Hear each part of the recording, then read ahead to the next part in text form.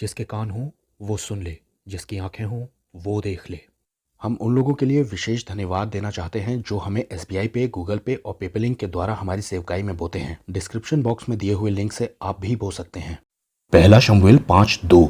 फिर पलिश्तियों ने परमेश्वर के संदूक को उठाकर दागोन के मंदिर में पहुंचाकर दागोन के पास रख दिया। दागोन पलिश्तियों का देवता था और यहोवा परमेश्वर का संदूक भी उसके सामने पहुंचा दिया गया। अगले दिन सवेरे अश्तोदियों ने तड़के उठकर देखा कि दागोन यहोवा के संदूक के सामने औंधे मुंह गिरा पड़ा है। तब उन्होंने दागोन की मूर्ति को फिर से खड़ा कर दिया। फिर अगले दिन यही घटना घटती है। लिखा है, तब क्या देखा कि दागोन यहोवा के संदूक के सामने औंधे मुंह गिरा पड़ा है और दागोन का सिर और दोनों हथेलियां डेवढ़ी पर कटी हुई पड़ी हैं और सिर्फ दागोन का धड़ बाकी रह गया है। बस यहाँ पर घटना ये हुई है कि दागोन देवता के मंदिर में यहोवा परमेश्वर का संदूक पहुंच जाता है क्योंकि इजरायली हार जाते हैं और पलिश्ती ये सोचने लगते हैं कि हमने यहोवा परमेश्वर को हरा दिया। वो परमेश्वर यहोवा के संदूक को कोई आशीष की चीज समझ रहे थे, लेकिन लेने के देने पड़ गए उनके देवता की मूर्ति यानी कि दागोन की मूर्ति यहोवा परमेश्वर की उपस्थिति के सामने ठहर नहीं सकी। मैंने आपसे पहले भी बताया है कि बाइबल देवताओं की लड़ाई ही है, यानी कि परमेश्वर यहोवा की और इस पृथ्वी पर रहने वाले देवताओं की लड़ाई ही है बाइबल। इसलिए दागोन को तो गिरना ही पड़ेगा। वैसे ये रेफरेंस पुराने नियम में पिता की उपस्थिति को दिखाता है, यानी कि प्रेजेंस ऑफ फादर गॉड को दिखाता है। अब हम नए नियम में परमेश्वर की उपस्थिति यानी कि यीशु मसीह की उपस्थिति को देखते हैं। एक दिन यीशु मसीह बाजार से निकल रहे थे और वहाँ पर एक आदमी था जो कि नाटा था। इस वजह से यीशु को देखने के लिए वो गूलर के पेड़ पर चढ़ जाता है और यीशु बड़े आश्चर्यजनक तरीके से उसका नाम बता देते हैं, यानी कि जक्कई तू नीचे आ, आज मैं तेरे संग खाना खाऊंगा, आज मैं तेरे घर चल रहा हूँ। जक्कई फटाफट नीचे आता है और यीशु मसीह को अपने घर ले जाता है। अब वहाँ जक्कई के घर में क्या होता है, क्या बातचीत होती है, ये तो हमें नहीं पता है, लेकिन जक्कई वहाँ पर मन फिराता है। जक्कई के जीवन में भी बहुत सारे दागोन काम कर रहे थे और यीशु की उपस्थिति जब वहाँ पहुँचती है तो जक्कई ये कहता है कि जिसका मैंने लिया है मैं उसे 4 गुना दे दूंगा वापस और अपनी आधी संपत्ति मैं कंगालों में बांट दूंगा। और यीशु कहते हैं कि आज इस घर में यीशुआ आया है, यानी कि उद्धार आया है। चोरी मक्कारी के दागोन यीशु मसीह की उपस्थिति से गिर गए थे जक्कई के जीवन से। अब मैं नए नियम में ही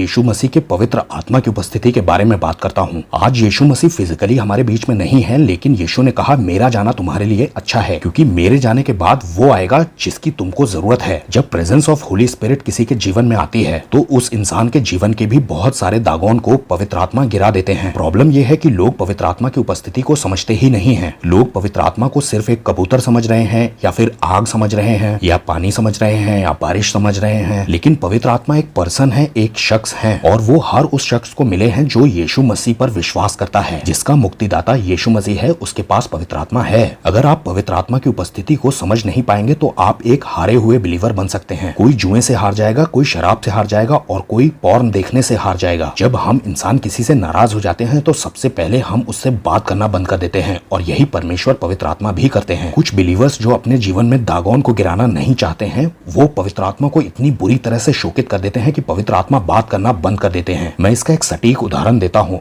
मान लीजिए कि कोई पत्नी अपने पति से नाराज हो गई है तो वो उसे छोड़कर नहीं जाती है, बस बात नहीं करती है, खाना भी देती है, कपड़े भी प्रेस करती है, सब काम करती है आपके लिए, बेड पर सो भी जाती है आपके साथ, लेकिन बात नहीं करती है। यीशु ने कहा है कि वो तुम्हें कभी छोड़कर नहीं जाएगा, इसलिए वो रह रहा है आपके साथ, शादी को निभा रहा है आपके साथ, लेकिन बहुत ज्यादा शोकित है। लेकिन अगर आपको भी दागोन गिराने हैं परमेश्वर के आत्मा की सहायता से तो उसे मनाना पड़ेगा, उसके संग रहना पड़ेगा, उसकी प्रेजेंस की रिस्पेक्ट करनी होगी, उसे एक शख्स समझकर अपने साथ समझना होगा। आप अकेले एक शख्स नहीं है बल्कि 2 हो गए हैं। सबको जय मसीह की।